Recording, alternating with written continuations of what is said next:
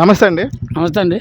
రాబోయే ఎన్నికల్లో ఎవరు సీఎం అవుతారు? జగన్మోహన్ రెడ్డి గారు, చంద్రబాబు నాయుడు గారు? జగన్మోహన్ రెడ్డి గారు ఎందుకని? అన్ని పథకాలు కూడా ఆంధ్రప్రదేశ్లో ప్రజలందరికీ సక్రమంగా అందజేశాడు కాబట్టి. అలాగే జగన్ మేనిఫెస్టోలో చెప్పినవి మీరు నమ్ముతారా? చంద్రబాబు మేనిఫెస్టోలో మీరు చెప్పినవి నమ్ముతారా? జగన్ మేనిఫెస్టోలో చెప్పిన నమ్ముతాం. ఎందుకంటే 99% కూడా ఆంధ్రప్రదేశ్లో ప్రజలందరికీ కూడా అందజేసి సంక్షేమ పథకాలు, అభివృద్ధి కార్యక్రమాలు అన్నీ అమలు జరిపాడు కాబట్టి జగన్మోహన్ రెడ్డి తాలూకా మేనిఫెస్టోనే నమ్ముతాం. అలాగే పథకాలతో పాటు సచివాలయాలు, రైతు భరోసా కేంద్రాలు, స్కూల్స్ బాగు చేసి ఇంగ్లీష్ మీడియం చేసిన అంటున్నారు జగన్ గారు. ఇవన్నీ నిజంగానే చేశారా? అన్నీ నిజంగానే చేశాడు, ప్రజలందరికీ తెలుసు.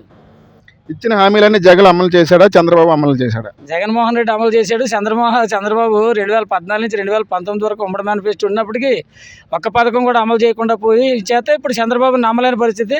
జగన్మోహన్ రెడ్డి 99% చేశాడు కాబట్టి నమ్మేటటువంటి పరిస్థితి.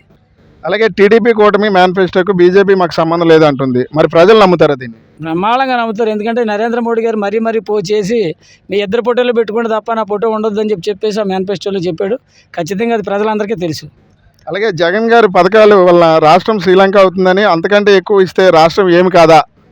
అంతకంటే ఎక్కువ ఇస్తే అంటే చంద్రబాబు ఇచ్చిన అయితే జగన్మోహన్ రెడ్డి చేసిన దానికి 5 రెట్లు అయితే కానీ చంద్రబాబు ఇచ్చినటువంటి హామీలు అమలు జరగవు. అటువంటి జగన్మోహన్ రెడ్డి ఏదైతే చేయగలిగాడో అదే చెప్పాడు. ఇప్పుడు కూడా ఈ భవిష్యత్తులో ఏది చేస్తానో అదే చెప్పాడు తప్ప చేయలేని నేను హామీలు ఇవ్వనని చెప్పాడు. అదే ఆంధ్రప్రదేశ్ ప్రజలు నమ్ముతున్నారు. అలాగే జగన్ మేనిఫెస్టోలో చెప్పినవన్నీ మీరు నమ్ముతారా? చంద్రబాబు మేనిఫెస్టోలో అన్నీ చెప్తే నమ్ముతారా? జగన్ మేనిఫెస్టోలో చెప్పినవే నమ్ముతాం. చంద్రబాబు ఇవన్నీ కూడా మోసాలు, అబద్ధాలు. అలాగే జగన్ పథకాల వల్ల నిరుద్యోగభృతి గతంలో ఎగరగొట్టారు. ఇప్పుడు 3,000 ఇస్తానంటున్నారు. చంద్రబాబు నమ్ముతారా? అసలు గతంలో ఇచ్చినటువంటిది ఉద్యోగం, ప్రతి ఇంటికి ఉద్యోగం ఇస్తానన్నాడు, ఉద్యోగం ఇవ్వలేదు. లేకపోతే 2,000 నిరుద్యోగ భృతి ఇస్తానన్నాడు, అది ఇవ్వలేదు. అలాగే ఇచ్చేటట్లయితే 5 సంవత్సరాలకి 5, 12, 60 నెలలకి 60,000, 1,20,000 రూపాయలు ప్రతి ఇంటికి బకాయి పడి ఉన్నాడు. కనీసం ఆ బకాయి తీర్చైనా మాట్లాడాలి. కాబట్టి ఇప్పుడు చంద్రబాబు చెప్పేటటువంటి నిరుద్యోగ భృతి 3,000 కాదు కదా 30,000 ఇస్తానన్నా ఆంధ్రప్రదేశ్లో ప్రజలు నమ్మే పరిస్థితిలో లేరు. అలాగే చంద్రబాబు, పవన్ కళ్యాణ్ 100 హామీలు ఇచ్చారు కదా, ప్రజలు దీన్ని నమ్ముతారా? అసలు వీళ్ళు చంద్రబాబు, పవన్ కళ్యాణ్ ఎలక్షన్ వచ్చేంత వరకు ఎక్కడ ఉన్నారో తెలియదు. కరోనా కష్టకాలంలో కూడా జగన్మోహన్ రెడ్డి ఆంధ్రప్రదేశ్లో ఉన్నటువంటి ప్రతి ఇంటిలో ఉన్న ప్రజలందరినీ కాపాడింది జగన్మోహన్ రెడ్డి. కాబట్టి జగన్మోహన్ రెడ్డి ఏది చెప్తే దాన్నే ప్రజలు నమ్ముతారు. జగన్ ఒంటరిగా వస్తున్నారు, మిగతా వాళ్ళంతా కలిసి వస్తున్నారు. ఎలా ఉండిపోతున్నాయి అంటున్నారు? ఎలక్షన్లు అన్నీ సూపర్గా ఉంటాయి. ఎంతమంది వచ్చినా కలిసి వచ్చినా సింహం సింగిల్గా వస్తుంది, పందులు గుంపులుగా వస్తాయి.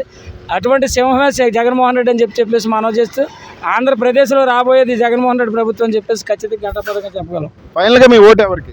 జగన్మోహన్ రెడ్డికి, ఫ్యాన్ గుర్తుకి. మా ఎమ్మెల్యే పెట్ల ఉమాశంకర్ గణేష్ గారికి నర్సీపట్నం నియోజకవర్గంలో, అక్కడ మా ఎంపీ బూడి ముత్యాలరెడ్డి గారికి. టోటల్గా ఈ ఓట్లన్నీ కలిపి జగన్మోహన్ రెడ్డి గారికి అని చెప్పేసి తెలియపరుస్తాను. Thank you.